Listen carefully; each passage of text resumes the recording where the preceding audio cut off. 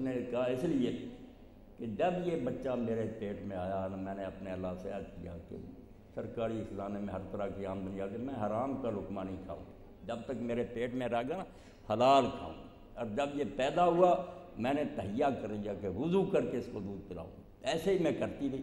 اس لیے میں یہ سوچ بھی نہیں سکتی تھی کہ اس طرح جس بچے نے پرورش پائی ہے اس کے اخلاق ایسے رزیلہ ایسے کمینہ نکلے گا کہ میدان جنگ سے وہ بھگورا بن جائے گا، نہیں، وہ شہید ہو سکتا ہے، شکست کھا کر لوٹ نہیں سکتا۔ تو بات بھی یہی ہے، سلطان محمود غزنوی رحمۃ اللہ علیہ نے ہندوستان پر حملہ کیا، واپس گیا، ایک بیوہ کا بچہ تھا شہید ہو گیا۔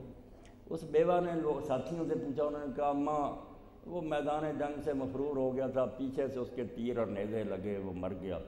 ماں بہت روئی۔ اس نے کہا شہادت کا کوئی صدمہ نہیں تھا، مگر یہ تو بہت برا ہوا کہ میرے بچے نے میرا دودھ حرام کر دیا۔ اس نے پیٹھ کیوں پھیری، سینہ تان کر رہتا۔ بعد میں جب چھان بین ہوئی، سلطان نے تحقیق کی تو واقعی یہی ثابت ہوا کہ وہ میدان سے بھاگا نہیں تھا، جمع رہا، وہیں تیر پیوست ہوئے اور وہاں شہید۔ اماں نے شکر کا سجدہ کیا کہ میں بیوہ تھی اور میں نے حلال روزی محنت کر کے کما کے اس کو کھلائی تھی، اس لیے میں بہت غمگین ہوئی تھی کہ میرا بچہ اس طرح میں نے پالا تھا وہ میدان جنگ سے بھگوڑا ہو گیا۔ تو دین جب پیش نظر تھا نا، اس وقت یہی تھا کہ اچھی بچیاں تلاش کرو، خاندان دیندار ہو۔ جب وہ بات ہی اٹھ گئی، ہم نے بھی دوسری قوموں کی طرح اس کو دنیاوی دھندا بنا لیا، تو وہی چیز رہ گئی کہ دولت مند گھرانہ ہو، جہیز کتنا ملے گا، لڑکی خوبصورت ہو، بے شک بدماشی ہو۔ اب حیرت کی بات تو ہے کہ جس کے ہم امتی ہیں اس کی بیٹی کا تو حال یہ تھا جس کو آپ نے جنت کی عورتوں کا سردار کہا۔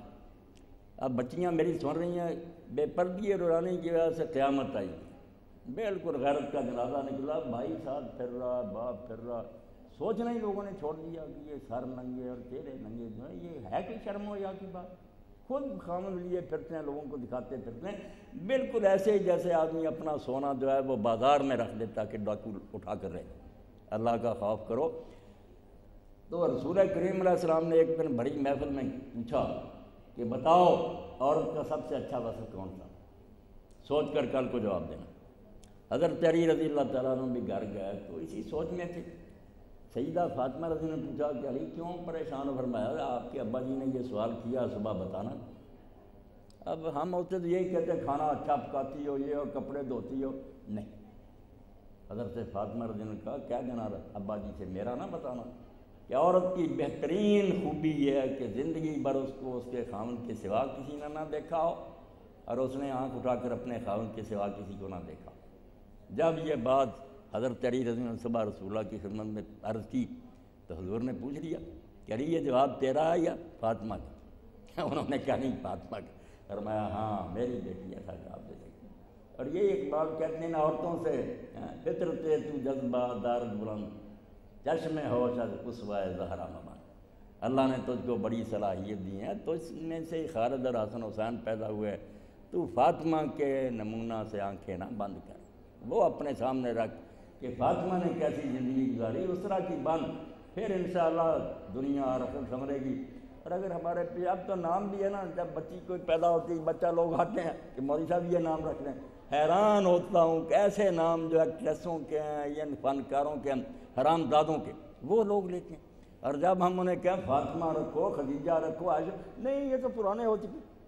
ایسے ظالم ہیں، بے ایمانوں کو نام تک نہیں اچھے لگتے، دین کا انہوں نے بالکل جنازہ نکال دیا کہ نام وہ پسند کرو جو اللہ کے رسول کے گھر کی بیویاں تھیں، امہات ہو، آپ کی بچیاں، تو اللہ کرے ان میں وہ کچھ تھوڑا بہت اثر نظر آئے۔ اور ایک بات میں اپنی طرف سے کہوں گا، بدقسمتی کی وجہ سے ذکر تو مناسب نہیں کہ یہ طلاق جو عام ہو رہی ہے خدا کے لیے، یہ جو لوگ دیتے ہیں نا، ہم جو مولوی حضرات کراتے ہیں، ہمارا بڑا قصور ہے، نہ حکومت نے توجہ کی، ٹیلی ویژن پر بلا کر ان سے یہ بیان کروانا چاہیے کہ سارے گروہوں کے نزدیک بدقسمت جوڑے کے لیے طلاق کا یہ طریقہ۔ اگر صحیح طلاق ہی مسلمانوں کو پتہ چل جائے تو گھر نہ ویران، اگر پہلے تو یہ ہونی نہیں چاہیے، مگر ہو صحیح دی ہوگی پریشانی نہیں ہوگی، سارے رستے کھلے رہیں گے۔ ہماری طلاق بھی حرام ہے، وکیلوں کے پاس پرانا ایک ڈرافٹ ہے کافروں کا دیا ہوا، طلاق طلاق طلاق، 3 طلاق رکھتے ہیں، اور پھر کہتے ہیں طلاق ثلاثہ میں نے اپنے اوپر حرام کر دی، میرا اس کا کوئی کسر نہیں چھوڑتے۔ بھائی ظالموں کس نے یہ اجازت دی؟ ہر فرقے سے جا کر پوچھو، اسلام میں طلاق اگر کوئی بدقسمت دینا چاہتا ہے صرف ایک مرتبہ کہا میں نے طلاق دی، دوبارہ لفظ ہی نہ منہ سے نکالے، نہ کوئی نوٹس بھیجے۔ ایوب نے کچھ محنت کی مگر وہ بھی غلط کہ ہر مہینے کے بعد ایک نوٹس دیتے، کیوں دیتے؟ طلاق تو تم نے ایک نوٹس دیا وہ چل رہی، یہ دوسرے اتنے فائر کرنے کی بجائے دین میں ایک طلاق، اس کا فائدہ کیا کہ ایک طلاق کے بعد 3 مہینے تک دین نے اس کو سوچنے کا موقع دیا کہ اگر عقل آ جائے، گھر اجڑتا ہوا نظر آئے، کچھ دوست بھی کوشش کریں، صرف اتنا ہی زبان سے کہہ دو کہ میں نے وہ طلاق واپس لے لی، پھر جس فرقے کے پاس جاؤ گے سب ایک ہی فتویٰ دیں گے کہ واقعی ٹھیک ایک بھی ہوگی، اور اگر وہ وقت گزر بھی جائے گا تو ایک سے ہی پچھلا نکاح ختم ہو جائے گا، کئی نوٹسوں کی ضرورت، ایک ہی نکاح کو ختم کر دے گئے، جہاں جی چاہے اور نکاح کرے، مگر پھر راستہ کھلا رہے کہ 20 سال بھی ہوں گے نا بیٹھے، نہیں ابھی نکاح کیا اس لڑکی نے، دوبارہ ان کا ڈائریکٹ نکاح ہوگا، کوئی اور حلالے کی چکر نہیں۔ یہ ہے وہ صحیح طلاق جس میں کوئی الجھن پیش نہیں ہے، ہر فرقے کے نزدیک یہ 3 طلاق ایک وقت میں دینا سب مانتے کہ حرام ہے، کچھ کہتے ہیں کہ ہے حرام ہو گئی، ہم کہتے ہیں نہیں حرام ہے ہوئی نہیں، ایک ہی ہوئی ہے۔ یہ مصیبت ہے 3 کی وجہ سے۔ اس لیے میرے بھائی جو آپ پڑھے لکھے لوگ، اگر کوئی بدقسمت آپ سے مشورہ لے، اس کو کہیں اول تو بھائی گھر اجاڑنا مناسب ہے، خدا کے لیے اگر اللہ نے جوڑا تو اس کو نبھائیں، اگر توڑنے پر آئے تو ایک طلاق ہے، لکھ بھی صرف ایک، زبان سے بھی ایک مرتبہ، 3 مہینے تک واپس لینے کا حق ہوگا، گزر جائیں گے نکاح پچھلا ختم ہو جائے گا، عورت ایک طلاق سے ہی آزاد ہو جائیں گی جہاں جی چاہے، مگر اگر وہ دونوں راضی ہو جائیں پھر ان کے وارث ان کا ڈائریکٹ نکاح ہو سکے، پھر کسی فرقہ کے پاس صاحب ایک یہ ہے طلاق احسن اعلیٰ طریقہ۔ اگر حرام طریقہ کرو گے، کوئی کہے گا حلالہ کراؤ، کوئی حلالہ کا کوئی سوچ نہیں سکتا۔ آپ شریف آدمی بیٹھے ہیں، یہ اسلام کی ناک کاٹ دی ان لوگوں نے کہ کسی کو 2-3 راتوں کے لیے وہ چھوڑے۔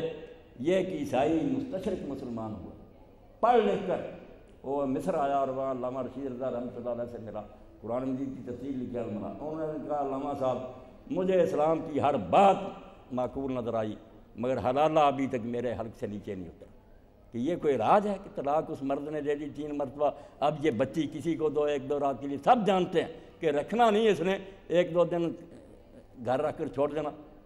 علامہ صاحب نے فرمایا ہمارے رسول نے اس پر لعنت کی کہ حلالہ کر، جب حدیثیں سنائیں اس نے کہا الحمدللہ اب میں نے مانا کہ اسلام میں کوئی غلط مسئلہ نہیں ہو سکتا۔ یہ ملاؤں کی اپنی غلط باتیں، ایک طلاق کوئی بدقسمت دے راستے کھلے رہیں، 3 مہینے تک صرف کہہ دے میں نے واپس لے کس طرح۔ اگر یہ وقت گزار لیا مگر اس لڑکی نے نکاح نہیں ابھی کیا، 10 سال بھی ہو گئے، 20 ہو گئے، دوبارہ ان کا نکاح پھر ریوائز کر دو، کوئی الجھن نہیں پیش آئے گی۔ تو بدقسمتی سے ہم لوگ یہ بھی نہیں لوگوں کو سکھا سکے کہ اگر تم طلاق پر آ ہی گئے ہو تو وہ راستہ تو اختیار کرو کہ کوئی آپشن باقی رہے بھی۔ کوئی اور بات بڑی خوشی سے پوچھ۔ وعلیکم السلام۔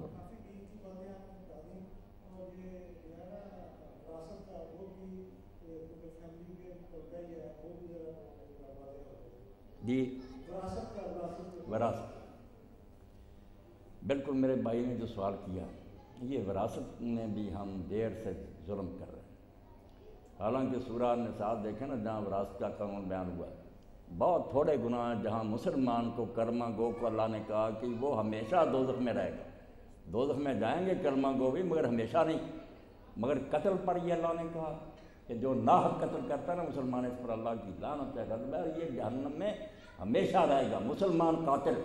اور یہ وراثت والوں کا بھی کہا، سورہ نساء شروع میں دیکھ لیں، اللہ نے کہا جو ان حصوں میں کمی بیشی کرے گا میں جہنم میں داخل کروں گا اور وہاں ہمیشہ رہیں گا، مگر ہو رہا۔ اور آپ حیران ہوں گے کہ سب سے پہلے جب ہم یہاں ہندوستان کے مسلمان کافر ہوئے تھے نا، وہ زبانی نہیں دین کی نگاہ میں، کہ ہم نے انگریز سے خود درخواست کی تھی ذمہ داروں سے، لکھ کر دیا، ورنہ شرعی قانون جاری تھا وراثت اسلام کے مطابق تقسیم، ہم ذمہ دار لوگوں نے خود مطالبہ کیا کہ شرعی قانون کو ختم کر کے ہندو رواج کے مطابق ہماری جائیداد تقسیم کی، صرف بیٹوں کو دی جائے بیٹا۔ انگریزوں نے کہا ٹھیک ہے بھائی تم چاہتے ہو تو، ہم خود غیر مسلم بنے، انہوں نے ورنہ پہلے اسلامی قانون ہی چلتا۔ تو وراثت کا اللہ تعالیٰ نے خود بیان کیا، چھوڑا نہیں علماء پر بھی کہ اجتہاد، آپ بیان کیا کہ ماں کا یہ حصہ ہے، والد کا یہ حصہ ہے، بیوی کا یہ ہے، خاوند کا یہ ہے، بھائی کا یہ ہے، بہن کا یہ ہے، بیٹی اور بیٹے کا یہ چاروں رشتے جو ہے نا اللہ نے خود آپ بیان کر دیے، اسی لیے ان کو ہم ذوی الفروض کہتے ہیں کہ یہ حصے جو ہے طے شدہ ہے، اللہ نے خود فرض کر دیے ہیں کتنے ہیں۔ تو اس کے میں رد و بدل کا حق نہیں دیا، حتیٰ کہ وصیت بھی وارث کے لیے حضور نے کہا نہیں کر سکتے۔ وصیت کیا ہے کہ مرتے وقت اگر کوئی آدمی اپنی جائیداد کسی نیک کام میں خرچ کرنا چاہتا، فرمایا تیسرے حصے تک کر سکتے ہو، 2 حصے ضرور وارثوں کے لیے چھوڑنے پڑیں گے۔ یہ نہیں ہو سکتا کہ سارا مسجدوں کو دے دو، اداروں کو، بعد میں وہ بیچارے مانگتے پھرے۔ کم از کم 2/3 تو وارثوں کے لیے چھوڑنا، صرف 1/3 کا حق دیا جاتا۔ وصیت کرنا چاہتے کر لو، مگر اس میں بھی کہا کہ وارث کے لیے نہیں کرنا، اگر کرنی کسی غیر وارث رشتہ دار کو دے دو، کسی خیراتی ادارے کو دے دو، مگر وارثوں کا حصہ تم گھٹا بڑھا نہیں سکتے کہ ایک بیٹے کو وصیت کر کے زیادہ نہیں کر سکتے تم، اس سے تو ان میں دشمنیاں پیدا ہوں۔ رسول کریم علیہ السلام کے پاس ایک کیس آیا، بشیر بن سعد ایک صحابی تھے، انہوں نے ایک عورت سے شادی کی، پہلی اولاد بھی تھی۔ اب اس نے کہا بیوی نے کہ یہ بچہ جو مجھ سے پیدا ہوا نعمان، اس کو یہ چیز دو۔ اس نے کہا ٹھیک ہے دے دی۔ وہ کہنے لگی میں نہیں مانتی، رسول اللہ کو گواہ بناؤ۔ وہ حضور کے پاس گیا کہ حضور میں نے اس کو ہبہ کیا اپنے بیٹے کو، آپ گواہ بنے۔ آپ نے فرمایا اور اولاد بھی ہے؟ اس نے کہا ہاں۔ تو آپ نے فرمایا سب کو اتنا اتنا دیا؟ کہنے لگا نہیں۔ آپ نے فرمایا لا شد اللہ جا، یہ ظلم کا فیصلہ، میں اس کا گواہ نہیں بن سکتا۔ یہ کوئی طریقہ؟ تم نہیں چاہتے کہ ساری اولاد یکساں ان سے محبت کرے؟ ایسا کرو گے پھر ان کے دلوں میں آ جائے گا میل، وہ بھی نہیں تمہارا احترام کریں گے۔ تو اس لیے بالکل ٹھیک بات ہے کہ یہ وراثت جو ہے نا، اس میں کمی بیشی نہیں کرنی چاہیے۔ کتنے ہیں جو بچیوں کو محروم کرنے کے لیے زندگی میں دے دیتے بیٹوں کو۔ میں نے اپنی آنکھوں سے دیکھا اپنے گاؤں میں، اپنے عزیزوں میں، کئی لوگوں نے جان چھڑانے کے لیے بچوں کو دیا، اللہ گواہ انہیں بچوں نے جوتے مارے اور جا کر انہیں بیٹیوں کے گھر پر مرے، انہوں نے کفن دفن کی۔ بچوں نے نہیں سنبھالا، پھر جنہوں نے جائیداد لے لی تھی بچیوں کے گھر جا کر مرے۔ تو کیوں یہ ظلم ہم لوگ کرتے ہیں؟ جن جن کا جتنا حصہ ہوگا وہ لے لیں گے، بعد میں نئی اولاد میں ایسی کمی بیشی نہیں کریں گے۔ اس بارے میں کچھ سوال ہو وراثت کا، حاجی صاحب نے بھی کچھ پوچھا تھا، وہ میں نے انہیں لکھ کر دے دیا کہ ان لوگوں کے اتنے اتنے حصے بنتے۔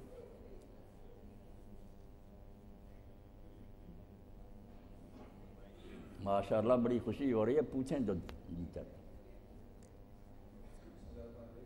وعلیکم السلام۔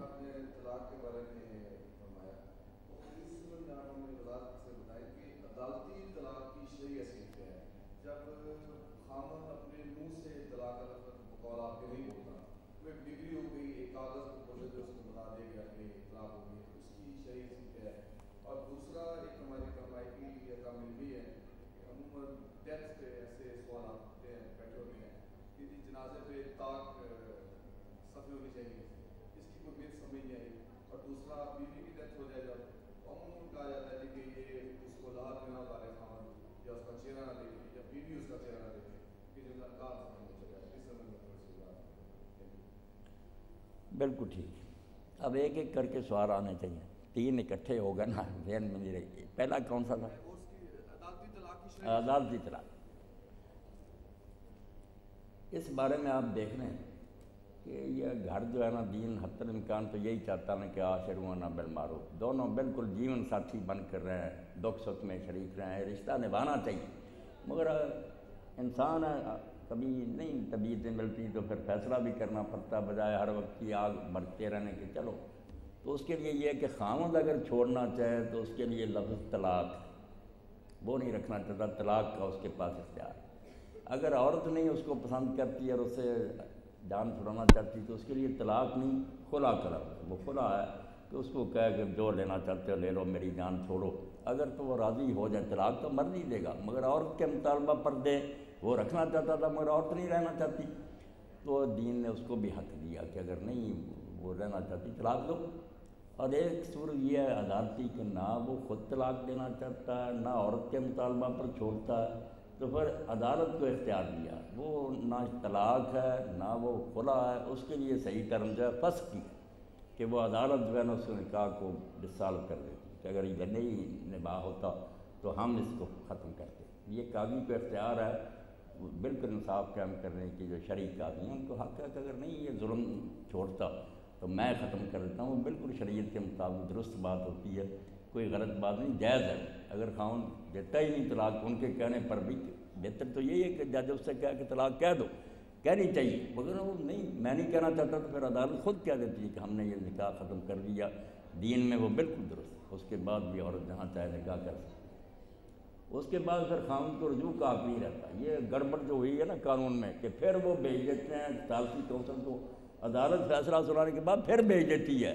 پھر کیا بھیجنا؟ قاضی نے جب اعلان کر دیا نکاح اسی وقت ختم ہو گیا۔ اب وہ خاوند دوسری طلاق دیتا تو 3 مہینے تک رجوع کر سکتا، اب نہیں کر سکتا، کیونکہ اب بھی اگر وہ رجوع کرے تو عدالت کا اختیار کہاں رہا؟ انہوں نے جب سنا دیا کہ نکاح ختم، اسی وقت اب رجوع نہیں، وہ طلاق بائن ہو، نکاح کو بالکل اس نے ختم۔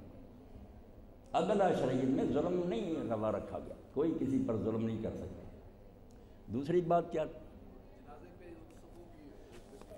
ہاں، جنازے پر جو ہے نا صفوں کی گنتی کرتے ہیں۔ یہ اللہ کے رسول علیہ السلام نے چونکہ فرمایا کہ اللہ وطر ہے، اس لیے وہ وطر اس کو پسند کرتا ہے کہ 8 جو ہے نا نمبر، طاق نمبر جو ہے 3، 5، 7۔ رسول کریم تو ہر موقع پر یہی رکھتے تھے نا کہ مومن کے ذہن میں رہے کہ پیرز بنتے جائیں، آخر میں ایک بچے تاکہ ذہن میں رہے کہ ہمارا خدا وحدہ لا شریک ہے۔ کھجوریں بھی کھاتے تھے چھوٹی عید پر، وہ تاک ہی کھاتے تھے۔ تو جو بیت اللہ کے طواف ہیں وہ بھی آپ دیکھتے ہیں طاق ہیں، 7 صفا مروہ کے چکر بھی، کنکریاں بھی، جمع رمی، ہر جگہ طاق کے اگر کو پسند کیا گیا کہ اسلام نے جو توحید کا سبق دیا وہ فراموش نہ۔ اس لیے یہ بہت اچھی بات ہے کہ صفیں جو ہے نا طاق بنانی چاہیے۔ ایک صحابی رضی اللہ عنہ ایسا کرتے تھے، صرف 6-7 آدمی ہوتے تھے نا، ایک صف خود 3 پیچھے کھڑے ہو گئے، 2 اس کے پیچھے، ایک پیچھے کھڑا کے 3 بنا دیتے تھے کہ طاق بن جائیں۔ یہ تو ہے میرے بھائی ٹھیک، کوئی ایسی بات نہیں، اچھی بات ہے۔ ہاں، جو فوت ہونے کے بعد معاملہ کہ جب خاوند یا بیوی میں سے کوئی فوت ہو جائے تو یہ جو کہتے ہیں نا کہ پھر وہ خاوند میت کو اٹھا نہیں سکتا، لحد میں نہیں اتار سکتا، یہ ساری جھوٹی بات ہے، کسی فرقے میں بھی نہیں ہے۔ جاہلوں نے اپنی طرف سے یہ باتیں کر دی، بالکل وہ اس کو دیکھ بھی سکتا ہے، اس کی میت کو اٹھا بھی سکتا ہے، وہ لحد میں نہیں ہوتا۔ یہ بریلویوں، دیوبندیوں، شیعہ سب میں ایسا ہی ہے، ان پڑھ لوگ اپنی طرف سے ایک دین بنا لیتے جو کہیں بھی نہیں لکھا۔ مرد کو یہ ساری چیزوں کا حق ہے، صرف اختلاف ایک بات پر ہے کہ عورت جو ہے نا وہ تو خاوند کو چھو بھی سکتی ہے، نہلا بھی سکتی ہے، بعد میں اس میں کوئی اختلاف نہیں۔ مرد کے بارے میں اختلاف ہو گیا کہ اگر بیوی فوت ہو تو خاوند دیکھ سکتا ہے، لحد میں نہیں اتار سکتا کفن کے اندر لٹی کو، میت کو اٹھا بھی مگر آیا اس کو ننگے بدن کو چھو بھی سکتا، نہلا بھی سکتا۔ یہاں امام ابو حنیفہ اور امام مالک نے کہا نہیں، عورت نہلا سکتی ہے، مرد نہیں نہلا۔ ذرا بات سن لیں، میں فرق پھر بعد میں ڈال۔ دوسروں نے کہا نہیں، یہ بھی کر سکتی۔ وہ جو کہتے ہیں کہ مرد نہلا نہیں سکتا، عورت نہلا، انہوں نے کہا کہ عورت جو ہے نا ابھی اس کا رشتہ سرے سے ختم نہیں ہوا، 4 ماہ 10 دن تک وہ عدت میں ہے، اسی خاوند کے نکاح میں بیٹھی رہے گی، پھر نیا نکاح کر سکتی۔ مگر خاوند اسی وقت آزاد ہو جاتا، بیوی فوت ہوئی اس کی بہن سے نکاح کر سکتا شادی کے ساتھ، اس کا اسی وقت رشتہ ختم ہو جاتا ہے۔ اس لیے اب ٹچ نہیں کر سکتا، کفن میں لپٹنا، چارپائی کو اٹھانا، لحد میں اتارنا، اس کا کوئی منکر نہیں، صرف ننگے بدن کو چھونے کا مسئلہ اختلافی ہو گیا کہ اب چھو بھی سکتا ہے، عورت چھو سکتی ہے، اس کو سب مانتے ہیں کہ وہ ابھی 4 ماہ 10 دن تک اسی کے نکاح میں، بعد میں اگر بچہ پیدا ہو جب تک وضع عمل نہ ہو عدت میں، مگر مرد کے لیے کوئی بھی اور کوئی بات ہے تو آپ پوچھیں، بڑی خوشی ہوتی بھی۔ جو لمحے اللہ کی یاد میں گزر جائے وہی زندگی میں کارآمد ہے۔ وعلیکم السلام ورحمۃ اللہ۔